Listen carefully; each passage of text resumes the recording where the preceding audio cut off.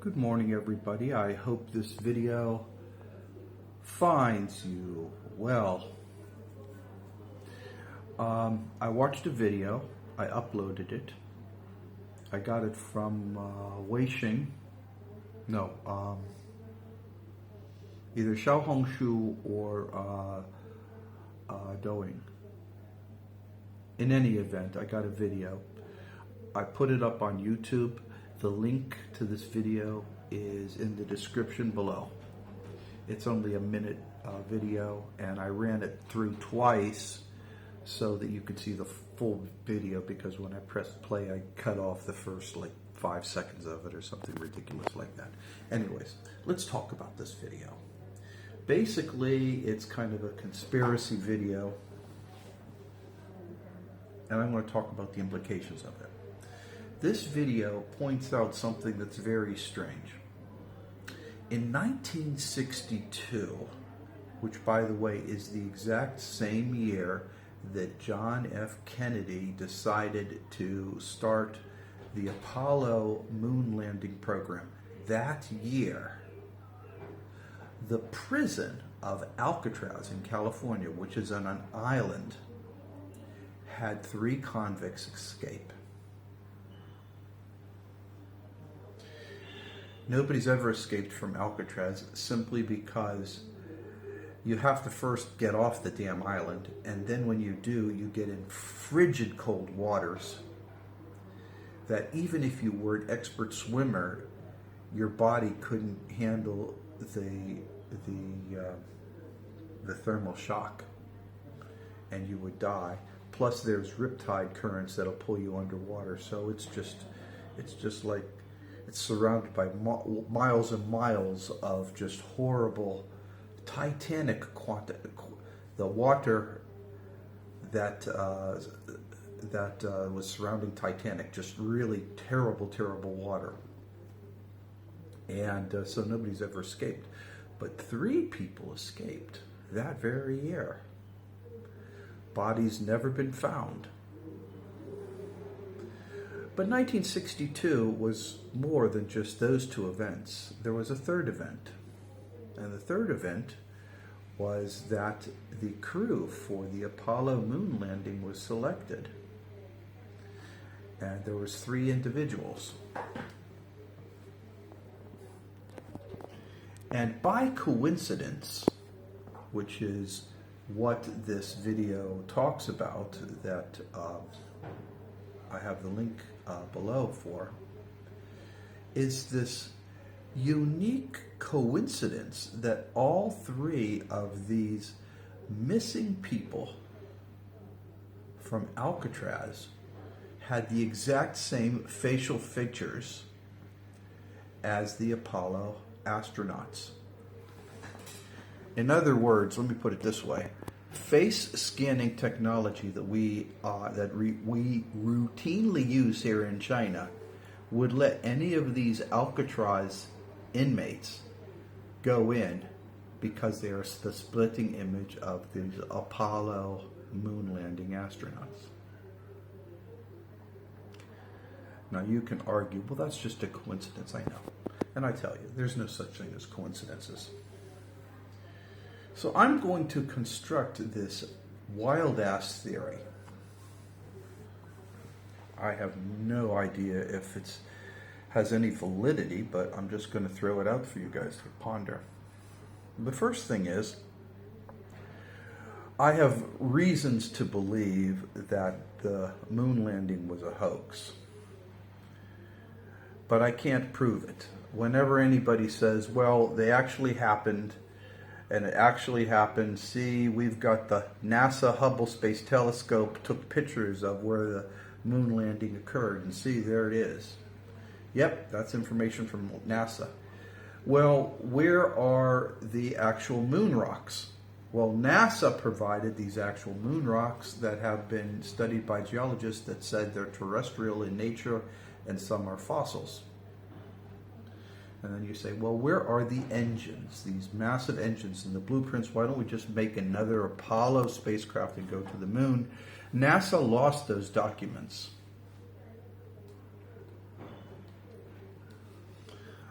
Well, they say, well, we see these strange things going on here. How can you have two light sources where you have a shadow going this way and a shadow going that way? And what's all this other stuff? And how come you don't see stars on this black sky? And then there's all these excuses. I'm not going to get involved in those details, but I am going to do the one thing that's very important. There is a band of radiation around all planets that is lethal.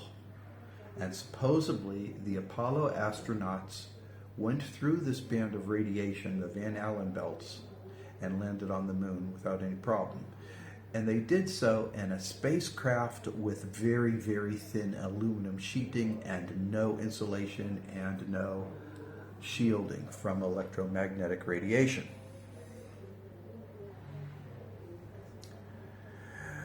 When I asked AI to give me information as to how they did this, the AI just said they did it. I says, well, what studies did they have to confirm that they did it? The AI says they didn't do any studies. Then I asked, well, certainly if it's dangerous radiation, the first thing you would do is try to put a monkey in space, a mouse in space, to see what would happen to them. What were those experiments? And the AI said, I don't have those experiments because they never occurred. All right. So all protocol regarding safety of astronauts in this Van Allen belt never took place, which is a point that was raised by the Soviets, the Russian aerospace group. They say, we don't know how to go through the Van Allen belt. And that is duplicated by recent statements as of this year and last year by members of NASA themselves. They're working out how to get through that belt. People, if you don't know how to go through millions of volts of electricity, then there's no way that we knew how to do it back in the 60s. Those things were crude. So I have this question on whether or not we landed. There's reasons why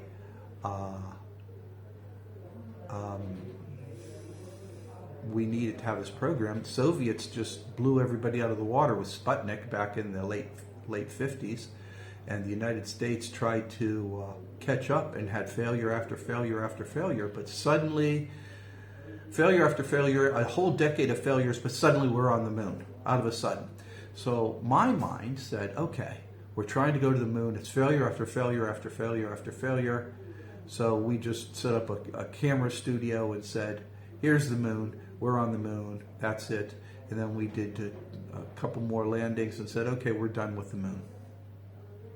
Meanwhile, the Soviets actually landed probes on the moon and actually were running robots, and they actually did a retrieval of lunar soil just like a week after the first Apollo landing. So the point is, the Soviets were doing this and they all stopped because the United States was already on the moon. Mission accomplished. So my thought on this was that the United States were trying to land people on the moon, unsuccessful, so they suddenly set up a sound stage and made a video saying, see, we're on the moon. That's what I was thinking. But this vent, this video that's attached, suggests to me that perhaps it's a little bit different. What if from day one, the entire idea was to fake a moon landing to stop and force the Soviet Union to stop their space exploration activities? Do two programs. One, a fake program, and the other one, an actual program to get the technologies to some level to catch up.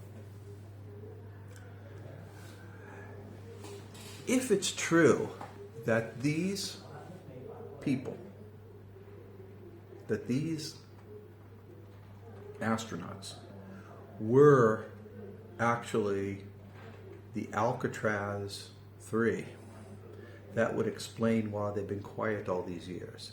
U.S. government says to you, we're going to pull you out of your life sentences in Alcatraz under the condition that you will pretend to be astronauts. We will give you new identities, new past, new life, but you have to stick to this story, no matter what. If you don't, the worst thing will be torture and death. The best thing would be going back to your nice, rat-infested hole in Alcatraz. That's your choice. So of course, they're going to stick with it. Up until they're like 99 years old and they're like, what the fuck? Put me back in Alcatraz. It don't exist anymore. It's decommissioned. Which is something we're seeing with Buzz. I believe his name is Buzz Aldrin. So, this stuff makes you really consider the depths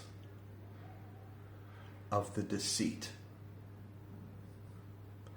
The United States, if this is true, the United States planned it, worked it out, and maintains that illusion to this day in the belief that it will be decades before anybody else is able to go through the Van Allen belt and prove that the United States was never there.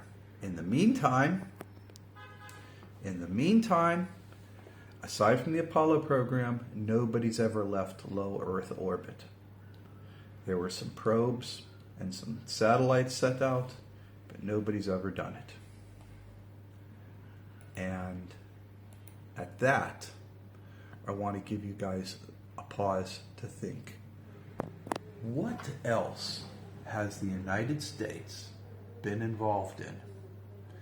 And every time there's a breakthrough, whether it's a good way of making cheap, affordable cars and suddenly General Motors starts getting rid of it, or a good way of having cheap city transportation like General Motors got rid of that, or improved medicine via herbal remedies that was prevalent in the United States up until they decided to make chemical, carbon-based, oil-based medicines, one thing after the other, until we have this massive fake life controlled, where you have a set group of people, Americans, who are stuck within it, or Westerners, who are stuck within this belief, putting poison in their body, believing all kinds of stuff. And if you're outside of this reality, like I'm in China, and you're looking in, you're like, what the hell? These people are out of their minds. Things to think about. Now I'm going to talk about the quantum aspects of this. We're all part of quanta, and that explains a lot of things with ESP and synchronicities and Mandela effects and all these other things. But if you have such a large deceitful action and maintain it through various means, there will be tidal waves of repercussions. And that's a consideration we all have to take care of. People, hope you're all doing well. Sorry for the divergence. And remember, I believe in you. Bye-bye.